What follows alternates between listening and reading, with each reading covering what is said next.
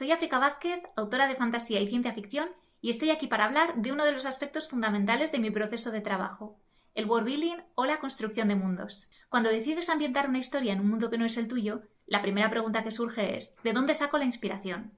Para mí hay una respuesta doble. Por un lado, me gusta mucho mirar hacia las civilizaciones antiguas. ¿Por qué? Porque en todas las épocas, en todos los momentos históricos, ha habido una serie de estructuras sociales que han regido la vida de las personas. También me gusta mucho mirar el mundo real, porque al final es donde surgen las problemáticas que nos apasionan y de las que también nos gusta hablar en nuestras historias. Por poner solo algunos ejemplos, me he inspirado en el mundo celta para mi trilogía El clan sin nombre, en las ciudades renacentistas para la rebelión Goblin y en algunos aspectos de la actualidad para La estrella y el vacío, aunque espero de corazón que no sean premonitorios. Creo que es muy importante fijarnos en los sistemas que rigen una sociedad: sistema político, sistema económico y sistema de creencias. El sistema político responde a una pregunta muy básica: ¿quién ejerce el poder? El sistema económico responde a otra pregunta: ¿de qué vive la gente?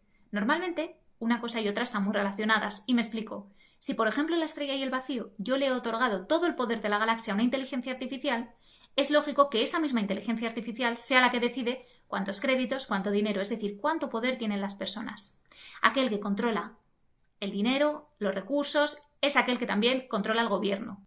En cuanto al sistema social, responde a la pregunta de cómo vive la gente, a qué dedica su tiempo libre, cuáles son sus creencias, cómo se relacionan entre sí. Sin embargo, aunque toda civilización real o inventada tenga sus códigos sociales, me parece muy importante que dentro de la misma exista diversidad. La diversidad es clave a la hora de que un mundo sea verosímil. ¿Por qué? Por ejemplo, si yo he decidido establecer en mi mundo imaginario una tiranía, es lógico pensar que dentro de la población habrá gente que apoye al tirano, gente que no lo apoye pero tampoco se oponga a él, gente que pertenezca quizá a una resistencia clandestina y a lo mejor hay algún valiente que le planta cara directamente. Todo esto hace que un mundo resulte orgánico, real, parecido al nuestro en definitiva. Como escritora, uno de los grandes retos a la hora de introducirle un mundo al lector es evitar el infodumping, el exceso de información. Es evitar, en suma, que el lector se imagine al autor asomándose por una esquinita de la hoja y diciendo «Hey, lector, te voy a presentar este mundo tan genial que he creado». ¿Cómo evitamos el infodumping los escritores? Yo personalmente tengo una serie de trucos. Me gusta mucho empezar las historias in media res, en medio de la acción. En vez de recurrir a este tópico de el protagonista que se levanta y empieza su rutina, introduzco una escena de acción, una batalla, una conversación importante, quizá incluso una escena un poco sensual, algo que atrape la atención del lector y le haga ir prestando atención a los detalles que le voy introduciendo sobre el mundo que le voy a presentar. Los diálogos también me parecen una herramienta poderosísima, aunque hay que tratarlos con cuidado. Por ejemplo, no tiene mucho sentido que mi amigo el bardo y yo nos reunamos en una taberna y digamos «Qué pena vivir en una sociedad gobernada por un tirano. Hace 100 años el ejército élfico sucumbió ante él. Si no llega a ser por eso, otro gallo nos cantaría».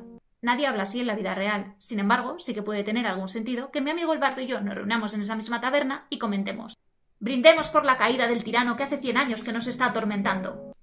Y del ejército élfico ya hablaremos más adelante. El lector no necesita saberlo todo en un primer momento. De hecho, muchos, y me incluyo, disfrutamos descubriendo poco a poco el mundo que el autor nos quiere presentar. Y esto me lleva a la última conclusión, que se aplica también a la escritura en general.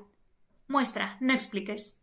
Personalmente, siempre intento enseñarle al lector mucho más de lo que le estoy contando, que sea él o ella el que, a partir de las escenas que voy recreando en su cabeza, vaya sacando las conclusiones pertinentes sobre el mundo que he querido mostrarle. Me gusta mucho a mí como lectora también que el autor me lleve de la mano por su mundo, me vaya descubriendo sus maravillas sin necesidad de narrármelas. Me despido de este ratito literario con una doble petición. Si escribes, crea mundos, nunca hay suficientes. Y si no escribes, pero lees, crea fanfics. No hay nada que le guste más a un autor que ver cómo su mundo sigue cobrando vida después de haber tecleado la palabra fin. Espero que disfrutéis muchísimo de la Andalucía ReaderCon y ojalá poder estar ahí en persona el año que viene.